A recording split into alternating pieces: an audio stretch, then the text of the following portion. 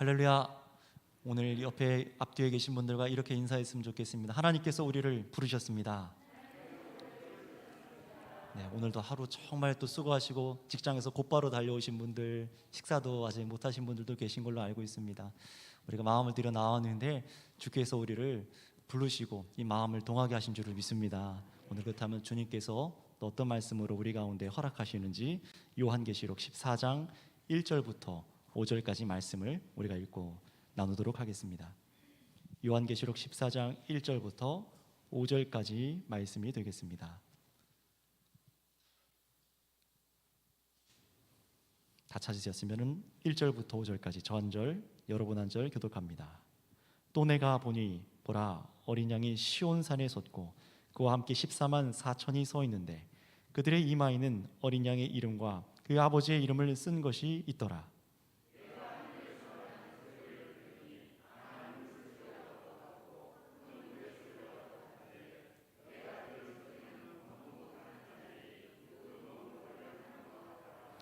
그들이 보좌 앞과 내 생물과 장로들 앞에서 새 노래를 부르니 땅에서 성령함을 받은 14만 4천 밖에는 능히 이 노래를 배울 자가 없더라.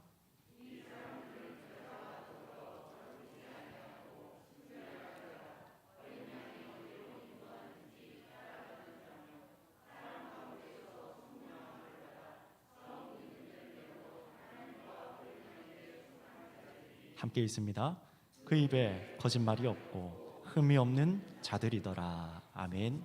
자, 오늘은 이 말씀을 붙잡고 입에 거짓말이 없고 흠이 없는 자들이라는 제목으로 설교를 나눌 때 여러분 주의 말씀을 기뻐하시는 저와 여러분 되시길 바랍니다.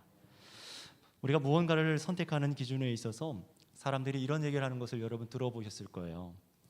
좋은 게 좋은 거지 라는 표현들 들어보셨죠. 좋은 게 좋은 거지, 뭘 꼭 원리 원칙을 꼭 따를 필요가 있나 라는 이런 말들을 여러분 한번 들어보셨을 것입니다.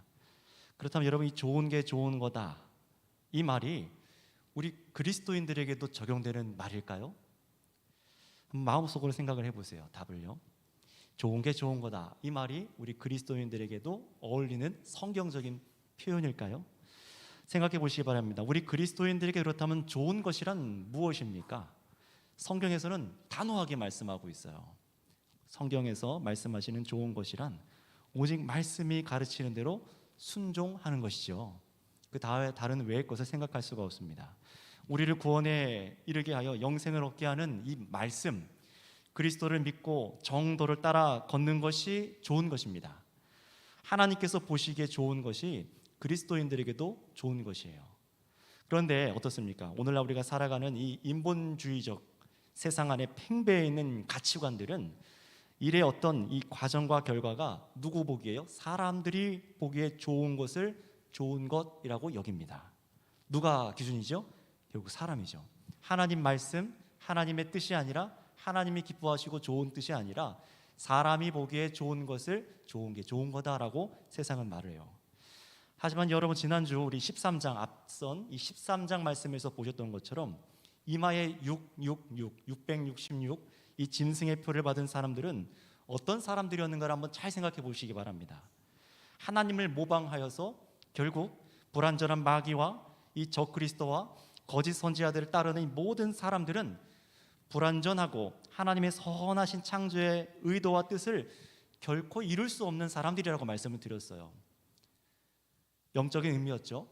그러니 이렇게 불완전하고 연약한 사람, 하나님의 뜻을 이룰 수 없는 사람이 자신이 인생의 기준이 되어 살아가는 것은 하나님과 마귀 사탄 그 사이의 중립 어디쯤에 있는 것이 아니라, 잘 들으셔야 됩니다, 자기 중심적으로 살아가는 사람, 내가 기준 되어 살아가는 사람은 하나님과 마귀 사탄 어디 사이쯤에 있는 것이 아니라, 중립에 있는 것이 아니라 항상 마귀의 편에 서 있다라는 것입니다.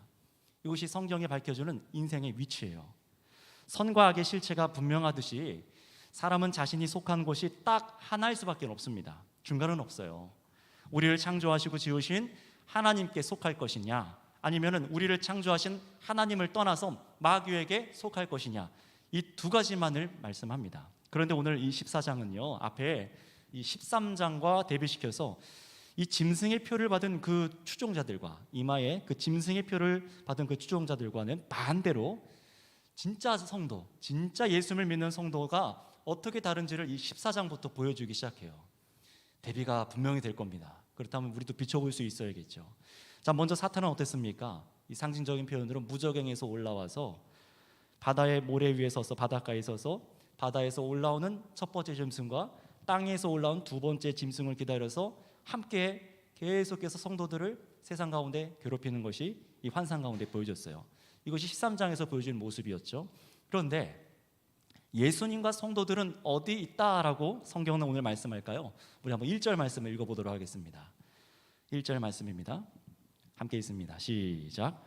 또 내가 보니 보라, 어린 양이 시온산에 섰고 그와 함께 14만 4천이 서 있는데 그들의 이마에는 어린 양의 이름과 그 아버지의 이름을 쓴 것이 있더라. 아멘. 자, 읽어보시면은 어린 양이 어디에 있다고요?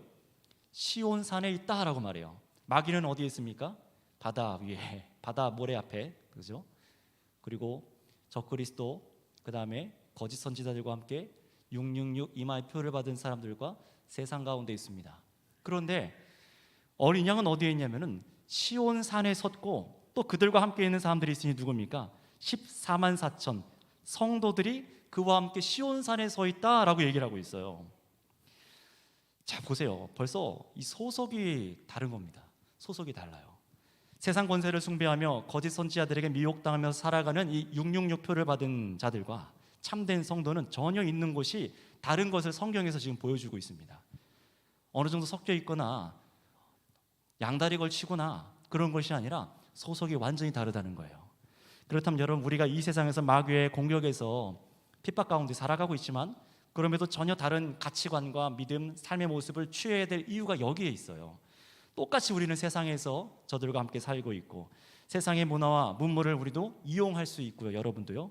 세상적으로 더 잘 될 수 있는 세상 사람들이 표현한 좋은 게 좋은 것이라고 하는 그 기회들을 실제로 선택하고 또 살아갈 수 있는 기회들이 여러분에게 있으십니다. 그리스도인은 그러나 어떻습니까? 예수님과 함께 있기 때문에 앞에서 말한 세상과는 전혀 다른 가치관으로 살아가야 된다는 거예요. 똑같이 살 수가 없다라는 것입니다. 따라서 오늘 말씀을 통해서 이 세상의 마귀의 이 공격 중에도 참된 성도들은 어떤 삶을 살아가야 되는지를 여러분 오늘 잘 깨달으시고요.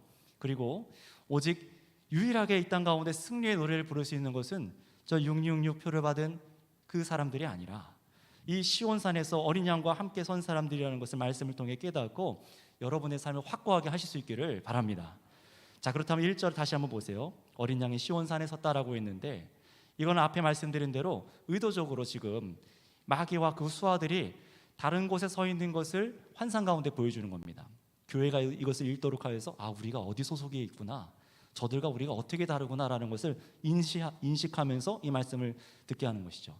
자, 그런데 여기서 시온이라는 단어, 참 많이 여러분 시온이라는 단어를 많이 듣지 않습니까? 찬송가에도 시온의 영광이 빛나는 그 아침, 그리고 사람 이름으로도 많이 쓰이고 또 어떻습니까? 시온 고등학교, 제가 나왔던 이단이 쓰고 있지만 시온 고등학교, 시온이라는 단어를 굉장히 많이 써요. 이 구약 성경에서도 150회 이상이나 되는 단어로 이 시온이라는 단어가 나옵니다. 시온은 뭐냐면요, 몇 가지의 의미가 여러 가지가 있는데 대표적인 것들을 몇 개 말씀드리자면요, 하나님의 참된 성, 또 하나님께서 임재하에 계신 성, 나아가 하나님의 백성을 상징하기도 하고 역사 끝에 하나님께서 다스리시는 새 예루살렘, 이런 복합적인 의미를 갖고 있는 것이 시온이라는 의미예요. 그런데 오늘 본문에서는 그냥 어린 양과 성도들이 시온에 섰다라고 말하지 않고 시온산이라고 말합니다. 또 이 시온산이라는 표현은 한 19회 정도 사용되는데 그 의미를 보면은 하나님께서 구원하셔서 남아있는 사람들, 남은 자들을 의미해요. 다시 말하면 이걸 통틀어서 정리해 보자면요, 세상으로부터 하나님께서 불러낸 사람들, 세상으로부터 불러내서 남은 자들, 이들과 하나님께서 함께 하시며 안전을 주시고 보호하신다라는 것이 시온산이라는 의미입니다. 중요한 것은 이거예요. 성경에서 예언하던 이 시온산에 대한 예언은요, 하나님께서 세상으로부터 불러내어 이들과 함께 하시고 다스리시고 지키고 계시는 이 일이 이미 예수님을 통해서 이미 일어났다라는 것입니다. 우리가 시온 하면은 먼 미래 얘기, 새 예루살렘이 오는 얘기만 떠올릴 수도 있는데 그렇지 않습니다. 이미 하나님께서는 임재하여 계시고 우리가 그분의 통치를 받고 있고 보호함을 받고 있습니다. 그게 시온산이라는 의미인데 예수님을 통해서 이 일이 시작됐다는 거예요. 이미 시작됐습니다. 물론 아직 완성은 되지 않았죠. 예수님 재림하실 때까지 완성되진 않지만 분명한 것은 세상이 끝을 맞을 때까지 온 교회 시대사를 통해 하나님께서 참된 성도들에게 임재하여 계신다는 것이 이 시온산이라는 이 상징적인 의미입니다. 그래서 우리가 지금 누구와 함께 있다고요? 어린 양 예수님과 함께 있고 하나님의 임재 가운데 있고 보호함을 받고 있다라는 것이 이 시온산의 의미입니다. 자, 그렇다면 여러분, 이 예수님과 서 있는 이 14만 4천은 곧 온 교회 시대의 교회들, 참된 성도들의 한번 특징을 한번 좀 보겠습니다. 이 참 성도 역시 이마에 뭘 받습니다. 이마에 표를 받아요. 그런데 이 표는요, 그냥 표라고 써 있지 않고 짐승의 표 뭐 이런 것이 아닙니다. 오직 어린 양의 이름, 하나님의 이름이 쓰여져 있다라고 환상 가운데 요한이 봐요. 짐승의 표만 받는 것이 아니에요. 사람들이요, 성도들도 표를 받습니다. 어떤 바코드나 그런 게 아니겠죠. 지난번에 말씀드린 것처럼 어떤 문신, 글자가 새겨진 것이 아닙니다. 성도의 이마에 어린 양과 하나님의 이름이 새겨져 있다라는 이 말씀은요, 이마는 무엇이었습니까? 헌신과 섬김의 상징이었잖아요. 그리스도의 이름, 곧 우리 구원자이며 왕으로서 예수님의 이름을 성도들이 시인했다라는 거예요. 이마에 내가 예수님의 어린 양의 이름이 있다, 하나님의 이름이 있다라는 것은 우리가 예수님의 이름만을 나의 구주로 시인했고 하나님께만 나의 마음을 들여 헌신하기로 작정된 믿음이 있는 사람, 이 사람이 바로 이름을 받았다, 이마의 이름을 받았다라고 말하는 것입니다. 그래서 이 앞에 7장 4절 쭉 가보시면은 여러분들이 몇 번이나 찾아봤었는데요, 하나님께서 인침받은, 성령으로 인침받은 사람들 14만 4천과 오늘 말씀하고 있는 이마에 어린 양의 이름을 받고 하나님의 이름을 받은 사람과 똑같은 내용을 말을 하는 겁니다. 표현만 다른 것이죠. 성령께서 함께 하시고 새로운 영적인 지위가 성도들에게 생겨났고 예수님의 이름을 부인하지 않고 마지막 환난 때에도 견디는 사람, 그래서 주님만을 위해 사는 성도들을 말하는 것이 바로 이런 14만 4천 시온상의 어린 양에 함께 있어서 예수님의 이름이 있고 하나님의 이름이 있는 사람들, 이 사람들 얘기하는 거예요. 바로 이런 사람만이 시온산이 의미하듯이 이 마지막 날이 다가오는 세상에서 오직 하나님께서 남기시고 지키신 성도들로서 증인된 삶을 살아갈 수 있다라고 말하는 것이 오늘 1장의 함축적인 내용입니다. 자, 여기서 그렇다면 한 가지를 좀 기억했으면 좋겠어요. 만약에 여러분이 이름이 없다면은, 이 이름이 상징적인 말하는 삶이 나타나지 않는다면은, 여러분에게 이 이름이 있는 삶이 나타나지 않는다면은 그건 정말 저희들에게 비극적이라는 것이랍니다. 왜 그렇습니까? 하나님의 임재 속에, 그 나라 속에 들어가지 못한다라는 것이죠. 따라서 여러분, 첫 번째로 성경에 무엇을 오늘 이 본문에서 말씀하시는 겁니까? 성도는 짐승의 이름이 아니라 오직 하나님의 이름을 가진 사람들이고 두 진영에 있는 사람은 섞일 수가 없다라는 것입니다. 하나님의 이름만을 가진 사람들이 참된 성도들이라는 것이죠. 그래서 여러분, 참된 성도는 마귀가 부리는 세상의 가치관을 섬기지도 않고 따르지도 않으며 아예 속한 것이 다르다라는 것을 기억하고 깨닫게 하는 것이 오늘 1절입니다. 자, 그렇다면 이것을 읽고 있는 교회들은 생각을 할 거예요. 어떤 생각이겠습니까? 나는 어디에 속해 있는가? 나는 어디 진영에 속해 있는가? 여러분 스스로 물어보시기 바랍니다. 나는 어디에 속해 있는가? 우린 분명히 주님께 속해 있습니다 라고 대답하는 성도님이 되시기 바랍니다. 그래야 하지요. 자, 그렇다면 여러분, 이것을 선명하게 해볼게요. 참된 성도는 어떤 사람들인가? 이것을 좀 더 구체적으로 알 수 있는 방법이 무엇인지 2절과 3절에 기록되어 있습니다. 우리 2절과 3절 같이 읽습니다. 시작. 내가 하늘에서 나는 소리를 들으니 많은 물소리와 같고 큰 우레소리와도 같은데 내가 들은 소리는 검은 고 타는 자들이 그 검은 고를 타는 것 같더라.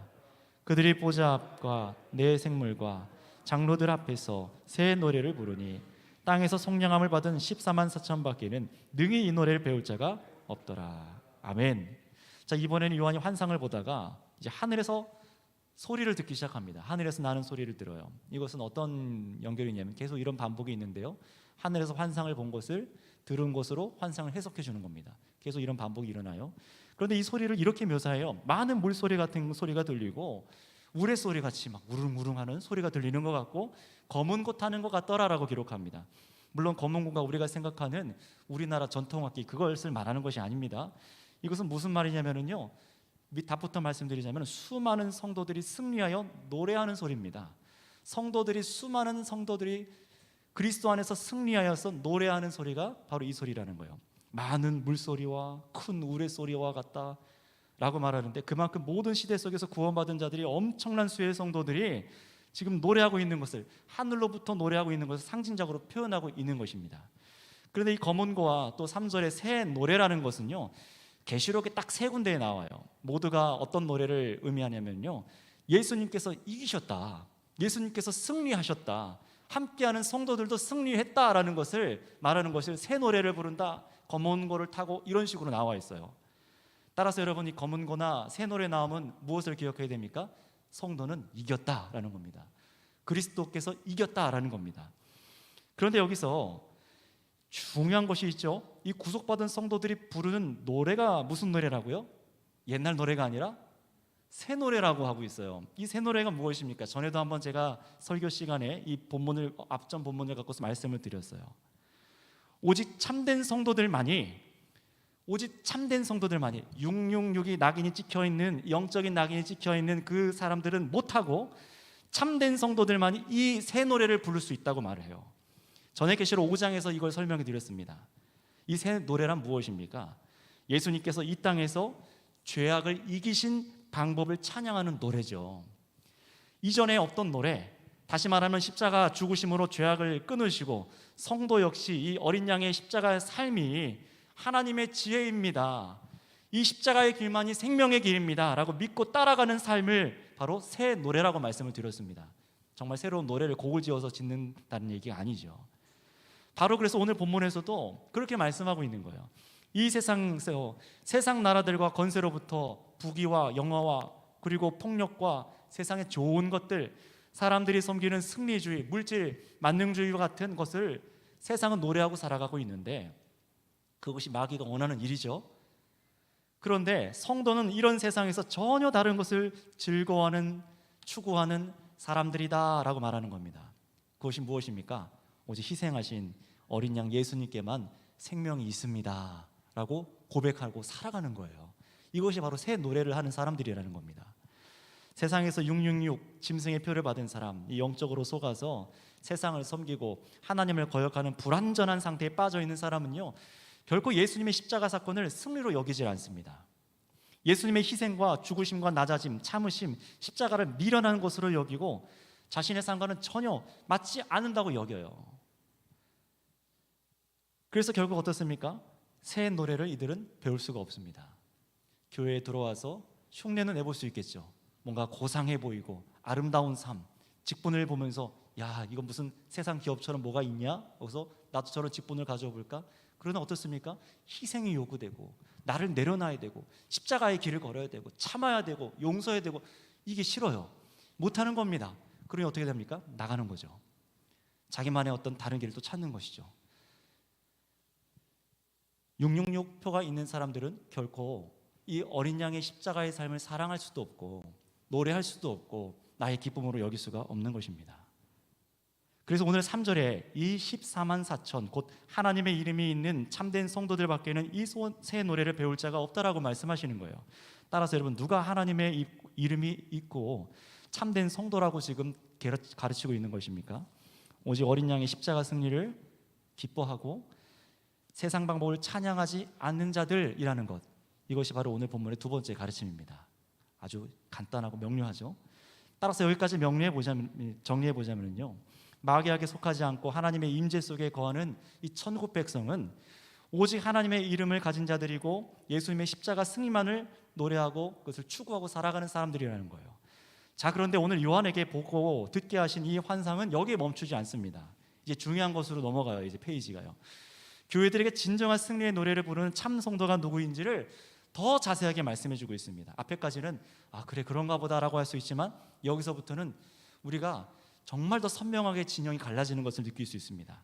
그냥 좋은 게 좋은 거지 두리뭉실하게 넘어가지 않고 오늘 말씀은요, 참된 성도의 특징을 이렇게 말씀하고 있어요. 우리 4절 5절 읽겠습니다.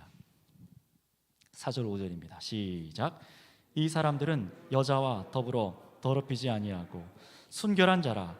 어린 양이 어디로 인도하든지 따라가는 자며 사람 가운데서 속량함을 받아 처음 익은 열매로 하나님과 어린 양에게 속한 자들이니 그 입에 거짓말이 없고 흠이 없는 자들이더라. 아멘. 앞에도 참 중요한 내용이지만 이 4절과 5절을 여러분 좀 잘 기억하시고 이 한 주 동안도 또 묵상해 보시면 좋겠습니다. 자, 여기서 보시면 이 사람들은 14만 4천 곧 참된 성도들이죠. 그런데 이들은요, 뭐라고 표현되어 있습니까? 여자와 더불어 더럽히지 않고 순결한 자들이다 라고 표현하고 있습니다. 무슨 말일까요? 이것을 그냥 문자대로 그냥 말하면은 순결을 지킨 사람, 성적인 순결을 지킨다라는 그런 의미인데요, 간혹 그런데 이단들이 이걸 갖고 장난을 많이 합니다. 이단들뿐만 아니라 이것을 잘못 풀어낸 사람들이 이걸 갖고 교회와 성도들을 많이 미혹했죠. 이 말씀이 독신을 장려하는 말씀이다, 카톨릭에서 하는 얘기예요. 아닙니다. 또 결혼하거나 또 남녀가 결혼하여서 갖는 성관계는 불순한 것으로 순결함을 깨는 것이니 절대 잠자리를 갖지 말아라. 오직 교주가 허락할 때만 교주를 위해서 당신의 성을 써라. 이런 말도 안 되는 가르침을 실제로 하고 있고, 그게 얼마 전에 또 구속된 통일교 정명석, JMS 같은 사람들이죠. 절대로 오늘 이 말씀은 그런 것이 아닙니다. 잘못 깨달아서 그런가 하고 속아 넘어간 사람들이 실제로 있어요. 로마 카톨릭처럼 또 이 얘기가 독신을 해야 된다, 사제들은 말씀을 전하는 사람들은 결혼하면 안 된다, 그렇게 가르치는 구절이 아니라는 거예요. 여러분, 그렇다면 이 말씀의 의미는 무엇일까요? 사람 중심으로 해석하지 말고 말씀은 말씀 중심으로 해석해야 됩니다. 이 말씀은 어디서 차용이 되어서 나오는 거냐면 신명기 23장 9절에서 10절, 또 한 군데는 사무엘상 21장 5절, 이 두 군데입니다. 시간이 되시는 분들은 나중에 찾아보셨으면 좋겠어요. 신명기 23장 9절에서 10절, 사무엘상 21장 5절. 거기서 보면은 하나님께서는 이 거룩한 싸움을 앞두고 나서 하나님께서 군사들에게 순결한 것을 보존할 것을 기반해서 명령을 하십니다. 잠자리를 갖거나 몽정하지 말아라. 그런 사람들은 전쟁에 나갈 수 없다. 이런 얘기를 하세요. 근데 이 얘기를 왜 이런 계시록에서도 비슷한 맥락에서 말을 하냐? 이것은요, 성도들은 성스러운 전투를 하는 존재들이라는 것입니다. 14만 4천이 하나님의 거룩한 군대를 상징하고 있는 수인 것처럼 교회는요, 여기서 잘 들으셔야 돼요. 그냥 잠자리 갖지 말아라 이런 얘기가 아니라 세상과 타협하지 않은 순결한 존재들로 살아가야 된다라고 말을 하는 거예요. 우리가 교회를 예수님의 순결한 신부로 비유하죠. 남편과 아내의 관계를 항상 비교를 많이 합니다. 참된 성도는 세상을 숭배하지 않고 타협하지 않아서 마치 여자와 음행한 것을 비유로 해서 신앙의 정절을 지키는 것을 말하는 것이 바로 이 말씀이에요. 당시 소아시아의 7교회는 이 환상을 듣고 요한이 기록한 이 말씀을 읽을 때 더 잘 와닿았을 겁니다. 17장에 가면은 큰 음녀라는 단어가 나오고 존재가 나오고, 또 큰 음녀, 또 뒤에 가면 바벨론이라는 단어가 나오는데, 이것이 상징했던 세상의 적그리스도와 같은 존재였던 당시 로마 네로 황제를 숭배하는 일들, 또 상인 길드 연합회가 만들어져서 거기서 숭배하는 우상을 숭배하는 제도에 함께 동참하지 않으면은 성도들이 핍박을 받았잖아요. 그럼에도 불구하고, 핍박받는데도 불구하고 믿음의 순결을 지켜서 우상에 절하지 않고 물질적인 손해가 와도 복음을 타협하지 않은 사람들, 이것이 바로 신앙의 정절을 지킨 사람들이라고 말을 하는 겁니다. 이 계시록에서 그래서 음행이라는 것은요, 정말로 성적인 음행과도 일부 연결되는 것이 있지만 더 중심적인 의미는 뭐냐? 성도들이 이방신을 섬기거나 세상을 섬겨 영적인 간음을 하지 않는다라는 것을 말하는 겁니다. 그런 음행을 하지 말라는 거예요. 성경에서 그래서 음행이란 단어가 다 성적인 어떤 문제라는 것만이 아닙니다. 영적으로 우상에게 우리가 경배하고 숭배해서 돈과 만몬을 섬기는 그 문제들로 인하여서 하나님과 간음한 이스라엘로 많이 표현이 돼요. 왜 그렇습니까? 왜 자꾸 이런 음행에게 이런 비유를 빗댈까요? 결혼이라는 것을 생각해 보세요. 결혼이라는 것은 하나님께서 이 땅에 인류를 처음 만들 때 허락하신 최초의 거룩한 공동체입니다. 그렇죠? 아직 죄가 들어오지도 않았어요. 그럼에도 불구하고 남녀로 존재해요. 굉장히 중요한 공동체예요. 그런데 하나님의 질서 안에서 남녀가 그래서 한 몸을 이루어서 거룩하게 살아가고 서로를 위해서 사랑하고 서로의 몸과 마음을 위하여서 지키고 서로를 보여야 되죠. 하나님의 신성함이 가득한 것이 그래서 결혼이라고 하는 것입니다. 따라서 이런 남녀의 서로의 이 정절을 깨는 것을 음행이라고 말하고 세상에서도 이것을 죄악이라고 말을 해요. 그러니 참된 성도는 어떠해야 되겠습니까? 세상과는 전혀 타협하지 않는, 내가 그리스도의 신부로서 거듭나서 새 사람이 되었다면은 내가 예수 그리스도 외에는 다른 것에 마음을 주지 않는다는 겁니다. 생각과 마음과 삶을 지킨다는 거예요. 마귀가 가장 즐겨 유혹하는 게 어떤 것들이 있습니까? 주로 사용하는 게 예수님을 광야에서 시험했던 것처럼 이 돈, 이 성공, 그리고 안목의 정욕이든 무엇이든 간에 유혹과 핍박이 와도 좋은 게 아니라 성경에서 벗어나면은 거절해야만 하는 것입니다. 목에 칼이 들어와도 행동을 성경이 가르치는 대로 올곧게 일관되게 하는 거예요. 작은 일부터 큰 일에 상관없이 일관되게 하는 것입니다. 자, 그런데 여기서 중요해요.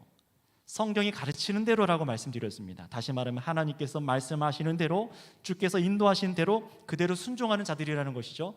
자, 그래서 4절에 보시면은요, 이 참된 성도들의 특징을 아주 분명하게 말씀해 주고 있어요. 그 특징이 무엇인지 한번 따라해 주시면 감사하겠습니다. 어린 양이 어디로 인도하든지 따라가는 사람들.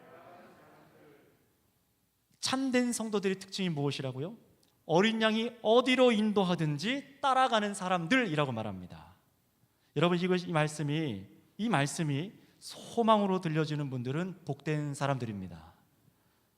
오직 예수님께서 인도하신 대로 따라가는 것이 복이죠. 근데 이렇게 말하고 믿어지는 이것은요, 내 안에 성령께서 계시다는 거예요. 성령께서 나의 영혼을 붙잡고 계시고 그리스도를 가장 아름다운 것으로 나의 생명으로 여기게 하고 계시다는 겁니다. 그런데 여러분, 이 인도한 대로 따라간다라는 의미가 무엇인지 아십니까? 우리가 앞에 찬양도 부르고 이따가 또 찬양을 또 부를 텐데요, 인도하는 대로 따라가겠습니다라는 의미가 무엇인지 아십니까? 인도하는 대로 따라간다는 것은요, 성도가 나의 삶을 하나님께 제물로 바친다라는 의미예요. 제물로 나를 바친다라는 겁니다. 삶을요. 왜냐하면 성도는 어린 양 예수님이 속량한 존재이기 때문에 그렇습니다. 속량이라는 단어가 무엇입니까? 많이 어려워하시는 분들도 계시지만 간단합니다. 속량이라는 단어는 값 주고 샀다라는 의미입니다. 다시 말하면 예수님께서 피 흘리심으로 피값을 주고 사셨다라는 거예요. 누구를요? 성도들을요. 저와 여러분들을 예수님께서 사셨다라는 것입니다. 성도는 그래서 나를 주장할 수가 없어요. 내가 주님의 것이 되었기 때문에 그렇습니다. 그래서 그분께서 인도하시는 곳으로 간다라는 것은 나의 선택 상황이 아닙니다. 여러분, 내 몸과 마음, 내 열정, 내 삶 전부를 드릴 수밖에 없는 거예요. 그래서 권면을 하고 말씀이 선포되고 강단에서 따로 얘기를 드려도 내가 생각해보고 할게요. 하나님 앞에서도 그렇게 말씀하십니까?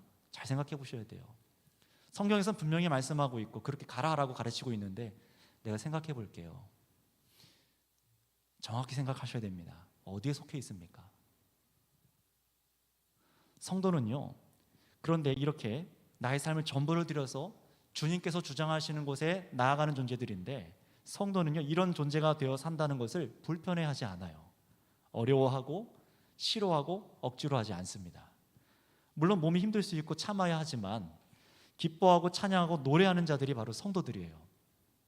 여기서 그래서 처음 익은 열매라는 단어가 나오죠. 이 말씀은요, 계시록에서는 이 순교하는 자들을 첫 열매나 또는 회심한 자들, 그리고 성령이 함께하는 사람들, 부활하서 영생을 얻은 사람들, 이것을 첫 열매라고 말하는데요, 이거 모두 다 뭐냐면 하나님께 바쳐진 사람들을 의미합니다. 구약 성경에서 여러분, 농사를 져서 열매가 나왔어요. 첫 소출을 어떻게 했죠? 하나님께 드렸습니다. 첫 열매를 하나님께 드렸어요. 왜 드렸습니까? 이거 하나님의 소유입니다 라고 고백하는 거였어요. 제일 먼저 수확한 열매 하나님께 드리고 바쳐진 겁니다. 마치 그런 것처럼 이 구약의 이해 안에서 우리가 보는 겁니다. 성도는요, 하나님께 바쳐진 사람들입니다. 이것을 기억하셔야 돼요. 내가 선택해서 왔다 갔다 하는 존재들이 아니라 내가 예수 그리스도를 참으로 믿고 성도가 되었다면 나는 주님께 바쳐진 존재입니다. 그런데 이렇게 주님께서 바쳐진 자들을 5절에서는 이렇게 표현하고 있어요. 우리 오늘 설교 제목인 것처럼 그 입에 거짓말이 없고 흠이 없는 자들이다 라고 말을 합니다. 오늘 설교 제목을 한번 생각해 보세요. 그 입에 거짓말이 없고 흠이 없는 자들, 이들이 성도라고 말하는데 이 말은 무슨 의미를 갖고 있을까요? 이것을 확인하고 오늘 설교를 마무리하겠습니다. 자, 이 말은요, 성도들이 거짓말을 안 하는 사람들이다, 이런 윤리 도덕적인 얘기를 하는 것이 아닙니다. 또 너무 넘겨 짚어서 성도는 거짓말 아예 못할 것이다, 거짓말 아예 안 하는 사람만 성도다, 이런 얘기를 하는 것이 아니에요. 이 말은요, 무엇과 비교되는 말씀이냐면요, 또 계시록 안에서 봐야 됩니다. 먼저 우리 3장 9절 말씀을 찾아서 읽어보도록 하겠습니다. 계시록 3장 9절 말씀입니다. 계시록 3장 9절입니다. 자, 여러분들 한번 3장 9절 읽어주시겠습니까? 시작.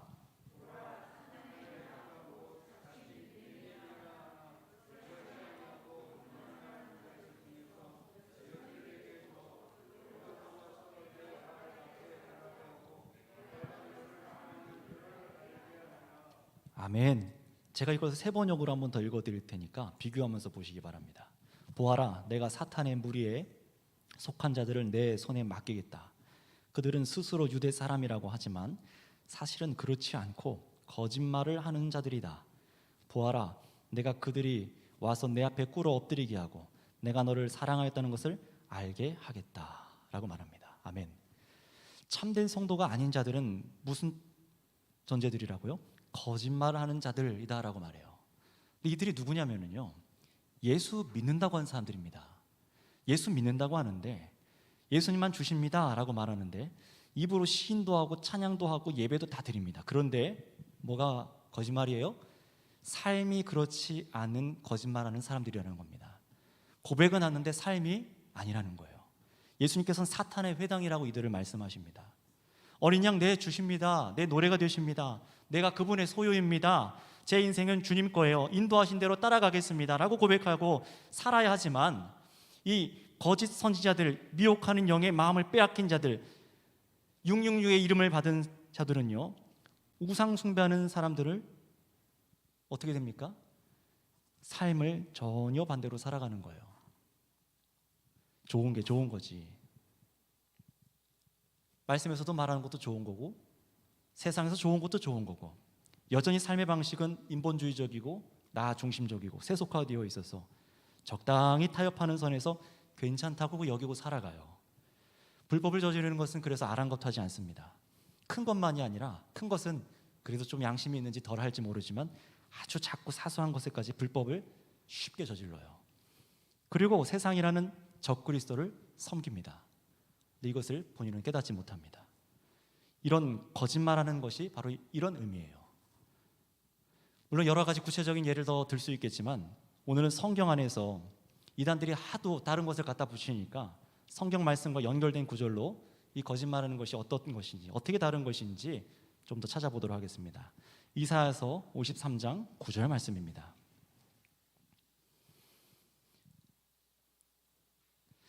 여기서 중요한 것들이 연결되기 때문에 이제 이사야서 53장 9절과 오늘 본문 14장 5절을 같이 체크해 놓고 써놓으세요. 그러면 참 좋습니다. 이사야서 53장 9절, 7절부터 9절, 7절부터 9절입니다.